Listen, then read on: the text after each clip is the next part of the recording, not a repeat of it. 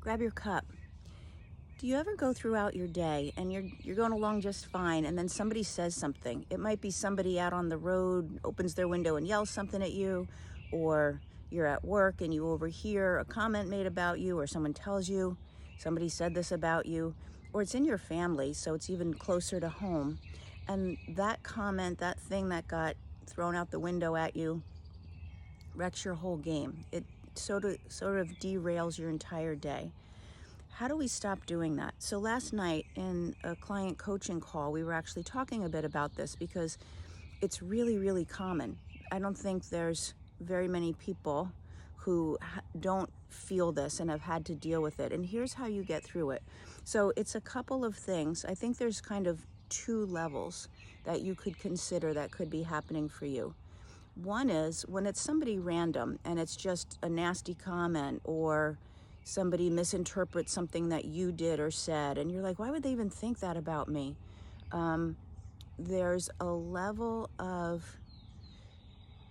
needing to be approved by other people. There's a place where we got taught that it's really important that we fit in with what other people think. And when we're really little, we give away our authority to the grown-ups around us. So if they're saying you need to do this, you need to be this way, the authority over our life is in their hands. And so we're listening to that kind of messaging. And the more that we were nurtured and supported in trusting ourselves, the more that we got the message, you can figure it out. Well, what do you think? Does that feel right for you? Is that what you want to do? In 4th grade, 5th grade, 6th grade, 10th grade, the more we got that message, the more we learn to trust ourselves and not put as much stock into other people's opinions. So that's like the first level, is how much have I been able to develop my trust in myself and give the authority of how I see myself to myself, right? Where I get to choose whether I did the right thing or not. So there's that level. And then there's the more specific messaging, and this is probably where it shows up. I was going to say in families and relationships like that, but it could show up anywhere. But specific messaging that really triggers a response in you.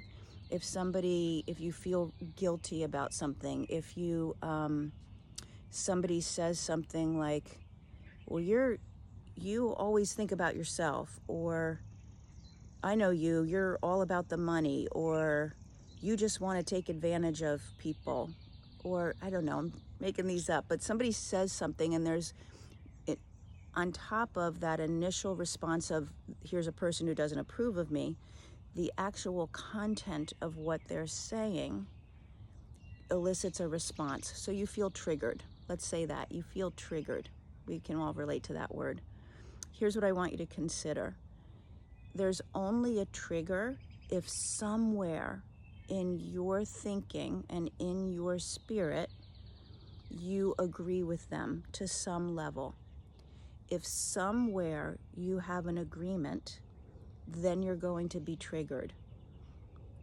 If somebody says something to you and you know 100% it's not true, that's not at all what I was motivated by, that's not at all my intent, there's no trigger except for that first layer of somebody's not approving of me. That might be there. But the actual insult or phrase or thinking or, way that you're being shown doesn't trigger you, because you know. It's when you have some level of agreement that what somebody else says specifically will get your hackles up, will get you to be annoyed, irritated, even outright angry. And so those are the really great places to go to look at, what do I say about myself? Where do I agree that I don't do things well enough, that I'm not motivated, that I'm selfish? Where do I actually agree about that?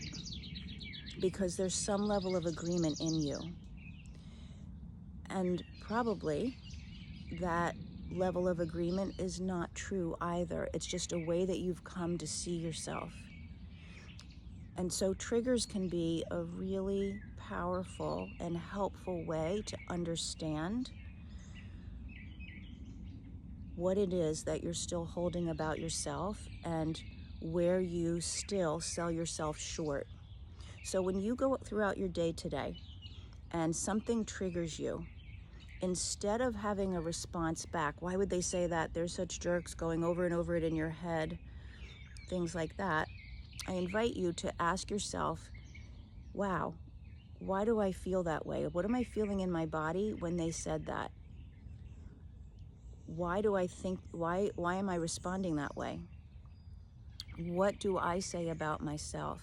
And sometimes it's not easy to get to because we really, really have covered up certain thoughts about ourselves, but they're there. They're there. That's why they get triggered.